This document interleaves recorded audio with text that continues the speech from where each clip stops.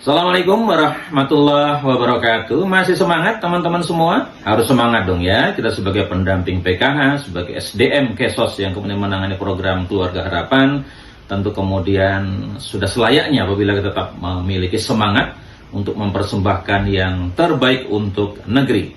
Oke, tadi sudah kita bahas secara tuntas terkait dengan konsep umum pemberdayaan sosial seperti apa, kelompok-kelompok yang diberdayakan seperti apa, termasuk kemudian juga 6 tahapan pemberdayaan sosial. Sekarang kemudian kita akan lanjutkan sesi pembahasan kita terkait dengan seperti apa sih sesungguhnya peran pendamping dalam pemberdayaan. Ini sebetulnya enak ya apabila kemudian kita diskusikan secara langsung melalui proses pembelajaran luring, di mana kita bisa face-to-face communication begitu, tapi apa boleh buat?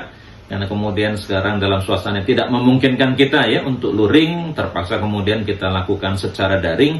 Mudah-mudahan diskusi yang kita lakukan melalui format Zoom meeting ini tidak mengurangi makna dan tidak mengurangi semangat teman-teman untuk kemudian ke depan menjadi seorang pendamping sosial yang sukses.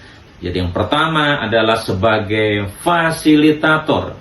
Jadi seperti dikatakan oleh Bu Rini tadi, fasilitator adalah bagaimana kemudian kita how to facilitate gitu ya, memberikan kemudahan, memberikan upaya-upaya pengkondisian yang kondusif gitu ya, sehingga kemudian apakah proses pengubahan mindset, proses peningkatan keterampilan, apakah proses membangun semangat kewirausahaan dari KPM dampingan kita itu bisa kemudian kita kondisikan dengan baik gitu kan. Apakah kemudian dengan membangun suasana kondusif setiap kemudian sesi P2K2 kita lakukan gitu kan. Intinya seluruh proses yang kita lakukan apakah mengubah mindset, meningkatkan keterampilan, membangkitkan semangat kewirausahaan itu kemudian bisa terfasilitasi dengan baik. Nah, ketika kita melakukan proses untuk mengkondisikan, membangun sebuah situasi kondisi yang kondusif tadi, kita memerankan peran sebagai fasilitator. Lanjut kemudian peran yang kedua adalah sebagai motivator. Nah, silakan ini Pak Bambang Tri. Itu kelihatannya sudah tunjuk tangan dari tadi ya Pak Bambang ya. Iya, benar sekali. Pak Bambang juga keren seperti Bu Rini. Jadi ketika bicara soal motivator, kita berusaha untuk kemudian membangun, mengembangkan, meningkatkan motivasi dari para KPM kita bahwa kemudian kemiskinan bukan sesuatu yang tidak bisa dirubah. Bahwa kemiskinan bukan warisan 7 turunan, tetapi kemudian setiap ada ikhtiar pasti akan ada jalan, gitu kan? Ibu kita Kartini bukan mengatakan habis gelap terbitlah terang dalam bukunya yang legend itu.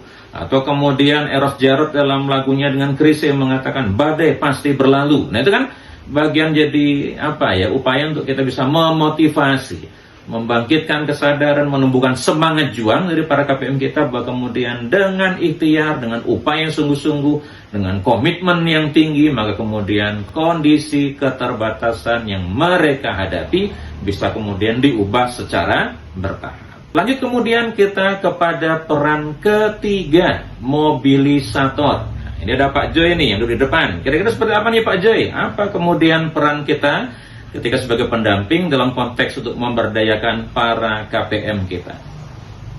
Oke, keren ya Pak Joy ya. Tadi sudah disampaikan juga, itu keren-keren ini. Ada Bu Rini, ada Pak Bambang Tri, ada Pak Joy. Nah, Pak Joy tadi mengatakan ketika menjadi mobilisator, kita harus menjadi orang yang bisa menggerakkan gitu ya. Jadi ketika kemudian sudah tadi terbangun suasana yang kondusif, sudah ada semacam motivasi yang bisa kita bangun dari KPM kita.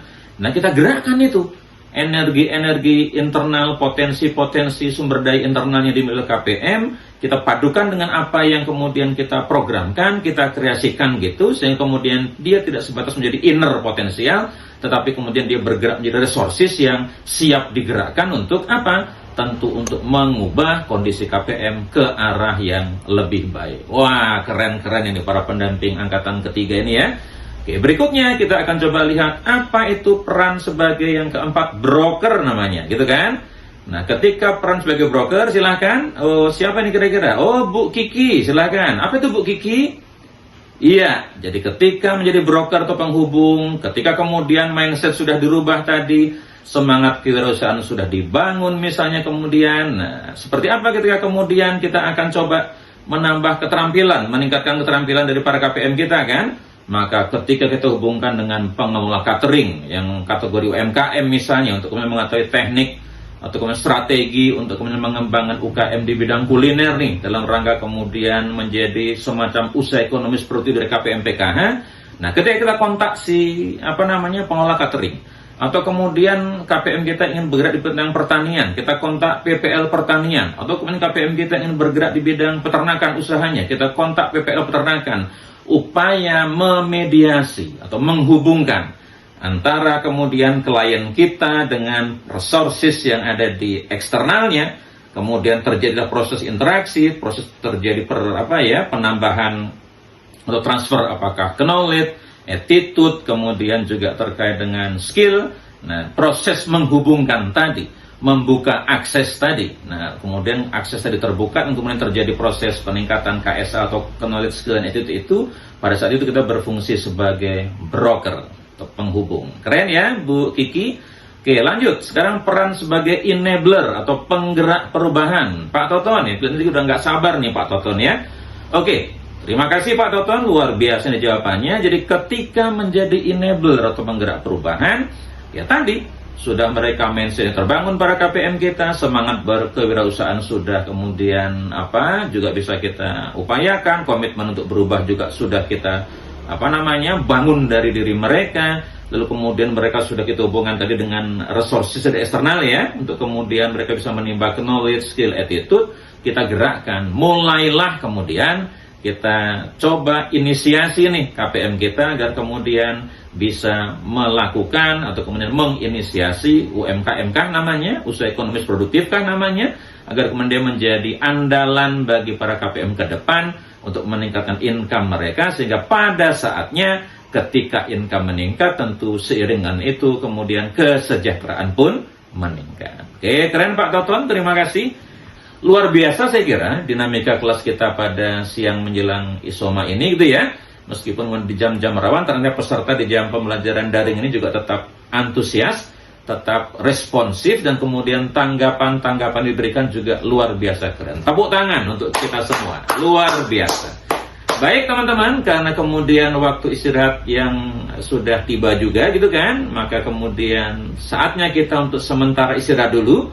Untuk sementara kita akhiri tugas kita sebagai peran pendamping dalam pemberdayaan, dan kita akan istirahat selama kurang lebih 1 jam ya panitia, sehingga kemudian selama jam 2 tepat nanti kita akan coba ketemu lagi untuk membahas materi berikutnya, yaitu tentang keterampilan apa sih yang perlu dimiliki oleh pendamping dalam melakukan proses pemberdayaan. Oke? Terima kasih atas segala perhatian. Mohon maaf atas salah dan janggal. Selamat menikmati istirahat makan siang. Selamat menunaikan sholat zuhur bagi yang menunaikan.